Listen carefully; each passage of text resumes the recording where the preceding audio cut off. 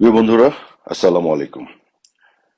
ছাত্রদের প্রোক্লেমেশন বা ঘোষণাপত্রের বিষয়টি নিয়ে আমি কতগুলো কথা বলতে চাই। এই মুহূর্তে বাংলাদেশের সাধারণ মানুষের এই ঘোষণাপত্র নিয়ে কোনো আগ্রহ আছে কি? আমি তো কোনো আগ্রহ দেখছি না, এবং কারোর মধ্যে কোনো আগ্রহ দেখছি না।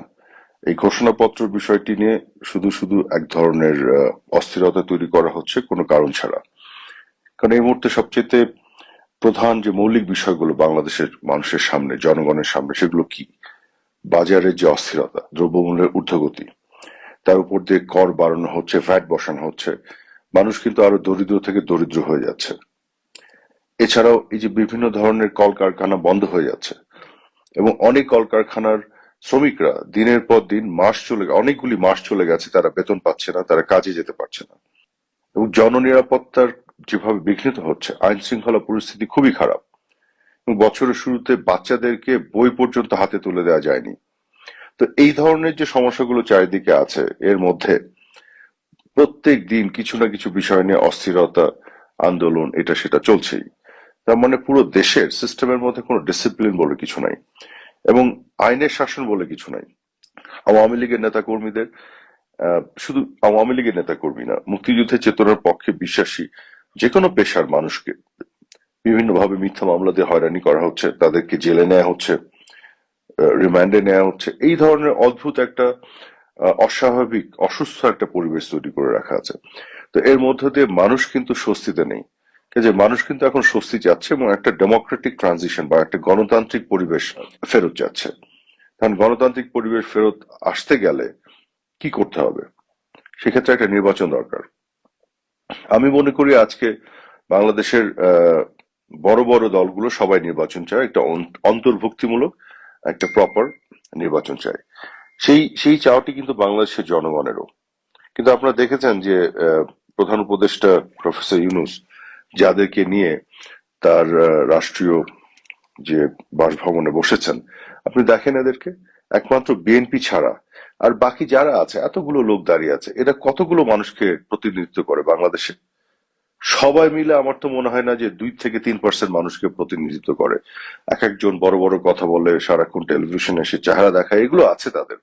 কিন্তু জনগণকে প্রতিনিধিত্ব করার যে বিষয়টি, জনগণের যে ম্যান্ডেট বা সাপোর্ট বা সমর্থন, এগুলো কিন্তু এদের কারো নাই। এরা এক একজন পলিটিক্যাল সেলিব্রিটি, পলিটিশিয়ান, বা রাজনৈতিক ভাবে যে জনগণের প্রতিনিধি হিসেবে যে জায়গাটি, সেটা এদের কারো নাই। তো তাহলে এই এদেরকে নিয়ে কি ঐক্য হবে? ঐক্য মানে তো গোটা বাংলাদেশের মানুষের ঐক্য, গোটা বাংলাদেশের মানুষকে যারা প্রতিনিধিত্ব করে সেই দলগুলোকে নিয়েই তো ঐক্য করতে হবে। তো সেই দলগুলো কোথায়? আওয়ামী লীগকে ছাড়া কি ঐক্য সম্ভব? আওয়ামী লীগ তো আজকে, আমি মনে করি আজকে যদি একটা প্রপার নির্বাচন হয়, আওয়ামী লীগ বা জননেত্রী শেখ হাসিনার পক্ষে 50% মানুষের সমর্থন আছে। এটা কিন্তু সামাজিক যোগাযোগ মাধ্যমে বিভিন্ন ধরনের জরিপে আপনারা দেখতে পাচ্ছেন। যদিও এই জরিপগুলো একেবারে সায়েন্টিফিক না, বাট সেগুলো কিছু কিছু ইন্ডিকেশন তো দেয়। কাজে সায়েন্টিফিক জরিপ যদি করা যায়, আমি বৈদেশিক বিভিন্ন ধরনের বিদেশি সংস্থাগুলো আছে, তাদের সাথে আমার কথা হয়েছে। আমি তাদেরকে অনুরোধ করেছি তারা একটি জরিপ করুক। আপনারা যদি খেয়াল করে দেখেন, আহ, অগস্ট মাসে গত বছরে ইন্টারন্যাশনাল রিপাবলিকান ইনস্টিটিউট আইআরআই যে জরিপ করেছিল, সেই জরিপে কিন্তু দেখা গেছে মাননীয় প্রধানমন্ত্রী শেখ হাসিনার যে অনুমোদনের যে অ্যাপ্রুভালের যে রেটিং, অনুমোদনের গ্রহণযোগ্যতা জনগণের কাছে, সেটি ছিল 70%। তো সেটি কিন্তু সত্যি, এই 70% অনুমোদন উনার পক্ষে জনগণের পক্ষ থেকে ছিল সবসময়। এখন যেটি হয়েছে, কোটা আন্দোলনকে ঘিরে একটি পরিস্থিতি তৈরি হয়েছে, এখানে আমাদের কিছু সিদ্ধান্ত গ্রহণে ভুল ভ্রান্তি অবশ্যই ছিল। এবং তারপরে 16 তারিখে যখন আবু সাইদ সহ অনেকগুলো মৃত্যু হলো, এবং তারপর একটির পর একটি ধরনের হতাহতের ঘটনা ঘটা শুরু করলো, এবং একটা অল্প সময়ের মধ্যে এই যে ম্যাটিকুলাস প্ল্যানের অংশ হিসেবে মানুষের মনকে বিষিয়ে দেয়া, আমাদের বিপক্ষে মানুষকে বিভ্রান্ত করা, এবং আমরা এই যে পুরো জিনিসটা যে তদন্ত করে বের করব, এটাকে অ্যাড্রেস করব, তার আগেই কিন্তু অনেক ঘটনা ঘটে গেছে। তো এখন বিষয়টি হচ্ছে যে, কিন্তু ধীরে ধীরে এখন মানুষ কিন্তু অনেক কিছু বুঝতে পারছে, আমার বিশ্বাস। মানুষের বক্তব্যগুলো কিন্তু সামাজিক যোগাযোগ মাধ্যমে আসছে, এবং তৃণমূলে বিভিন্ন জনের কথাবার্তায় বোঝা যাচ্ছে যে আসলে শেখ হাসিনা যেভাবে দেশ চালিয়েছিলেন, পুরো সময়টা যদি খেয়াল করেন, যখন কোভিড-19 আসলো, তারপরে একটা চ্যালেঞ্জিং বাস্তবতা তৈরি হয়েছিল, তারপরে ইউক্রেন রাশিয়া যুদ্ধের পরে আর একটা চ্যালেঞ্জিং বাস্তবতা তৈরি হয়েছিল, কিন্তু সেই চ্যালেঞ্জকেও কিন্তু উনি মোকাবেলা করেছিলেন। তার আগে 12 বছর একযুক্ত চমৎকার একটি শাসন ব্যবস্থা উনি বাংলাদেশকে উপহার দিয়েছিলেন। বাংলাদেশের মানে লোডশেডিং পুরোটা বাংলাদেশ থেকে চলে গিয়েছিল। প্রত্যেকটি ঘরে ঘরে বিদ্যুৎ দেওয়া থেকে শুরু করে দ্রব্যমূল্যের যে নিয়ন্ত্রণ ছিল বাজারের উপরে, এবং সিঙ্গেল ডিজিটে 7.6% মতন ইনফ্লেশন ছিল। সব দিক থেকে একটা ভালো অবস্থায় ছিল তখন বাংলাদেশ। যাই হোক, কোভিড কোভিড যখন আসলো সেটিও যেভাবে মোকাবেলা করেছিলেন মাননীয় প্রধানমন্ত্রী তার নেতৃত্বে বাংলাদেশে আওয়ামী লীগ সরকার, এটিও তো মানুষের মনে আছে অনেকেরই। অনেকে হয়তো ভুলে গেছেন, কিন্তু অনেকেরই মনে আছে।